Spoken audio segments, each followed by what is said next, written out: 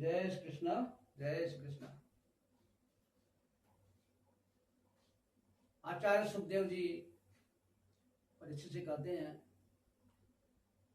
कि कृष्ण भगवान को ये तो पता चल गया कि कलिय नाग के कारण जमुना जी का जल पूरा विषैला हो चुका था।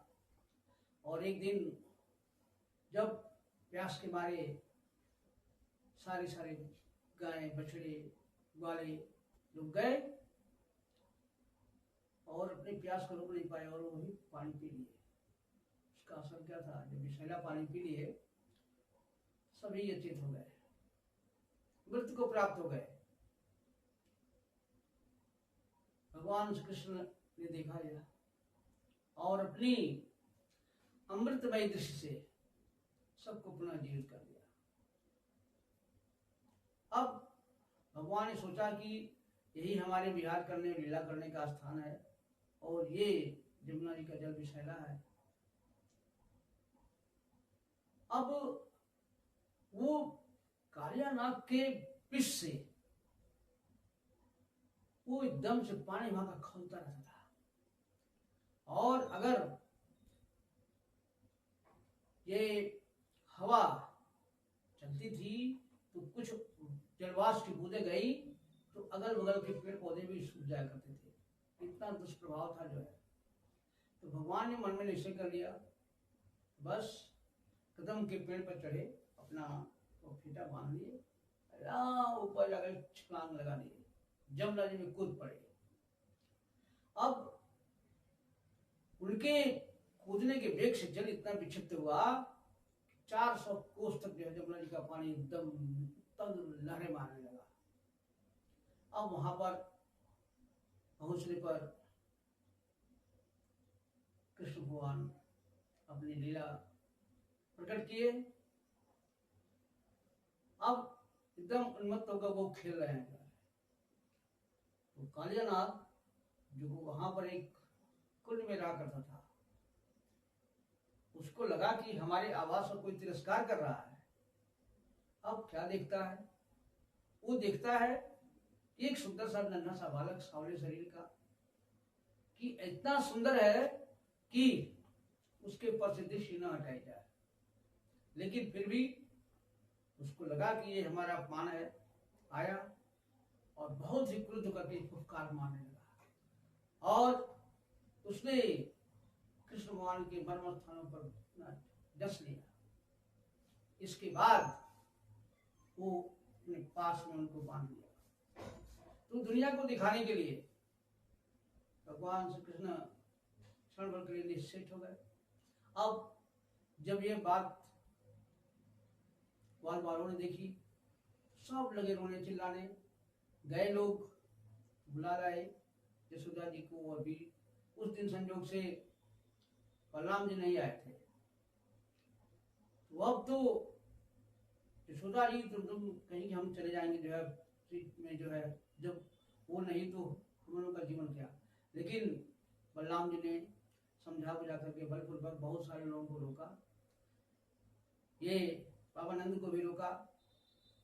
अब इसके बाद भगवान श्री कृष्ण अपना शरीर थोड़ा मोटा किए, फुलाए।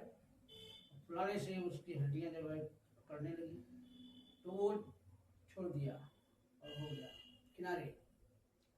अब वो घात देखता रहा कि कैसे इनके ऊपर हम उपकार मारे, और उसकी आंखों से इतनी विष की ज्वाला निकल रही थी, लग रहा था कि उनको खा जाएगा।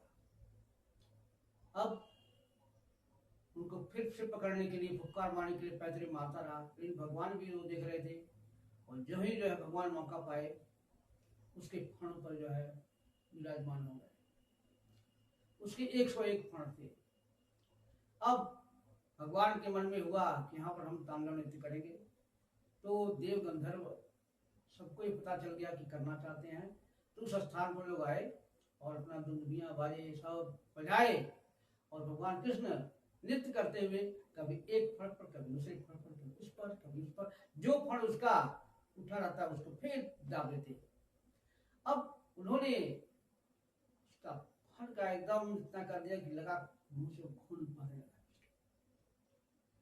एकदम हालत खराब कर दी, क्षतिग्रस्त कर दी उसके सारे सारे फलों को। अब वो अर्धमृत को प्राप्त हो गया, वो शिथिल हो गया। इसके बाद आकर के उसकी जो पत्नियां थी, नाग कन्याएं, भगवान का बहुत ही अनुरोध पूर्वक उन्होंने भगवान की विनती किया। कहा भगवान आप जो करते हैं वो अच्छा ही करते हैं, इस दुष्ट को अपने विष का ही बहुत गुमान था और इसको शिक्षा देने के लिए आपने किया, अच्छा किया। लेकिन जो भी हो, ये हमारा पति है, तो हम आपसे एक करबद्ध प्रार्थना करते हैं कि इसका अपराध क्षमा करके इसको छोड़ दीजिए। और बहुत सारी इसके बाद फिर जब उसको ऊर्जा हुई तो फिर जो है उनको सोचा कि इनको जस्ट ने मार दिया अपने जहाज के प्याला से, लेकिन वो जो सबके नियंता है उनको कुछ कर नहीं पाया। अब कुछ नहीं कर पाया तो बाद में अब जब एकदम से शिथिल हो गया तो उसको कुछ ध्यान आया कि ये कोई साधारण बालक नहीं है। और फिर वो उस परमपिता परमात्मा का ध्यान किया, तो समझ में आया, नारायण का ध्यान किया, हाथ जोड़ा, कहा प्रभु हम भी आपकी ही सृष्टि के एक अंग हैं और हम स्वभाव से ही जो है बहुत क्रोधी होते हैं और वर्षों बीत जाने पर भी जो है हम लोग बदला लेने की प्रवृत्ति होती है। तो मनुष्य जो है, मनुष्य का जो संस्कार होता है, जो स्वभाव होता है, वो आसानी से छूट नहीं पाता है।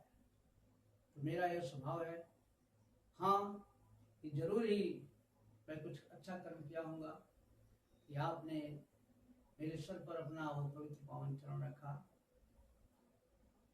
जब ऐसा अनुभव किया भगवान को कुछ हंसी आई, कहे ठीक है, देखो अब मैंने तुम्हारे पर चरण रखा है तो मेरे चरणों का चिन्ह तुम्हारे मस्तक पर है। अब तुमको गरुड़ जी से डरने की कोई बात नहीं है। तुम यहाँ पर इतना दिन थे, यहाँ पर जमुना जी का जल विषैला हो गया था, इसलिए अब तुम जा करके यहाँ से समुद्र में रमणक द्वीप पर चले जाओ, वहाँ अपने भाई बंधुओं पत्नी और जो भी है सबको लेकर, क्योंकि इस नागों के रहने के लिए, सर्पों के रखने के लिए वही समुद्र में स्थान है। अब तुम बिना भय के वहाँ पर रहोगे। और हाँ, ये मेरा आदेश जो भी व्यक्ति कीर्तन करेगा, सुनेगा, उसको मेरा आशीर्वाद है कि उसको सर्पों से कभी भय नहीं रहेगा।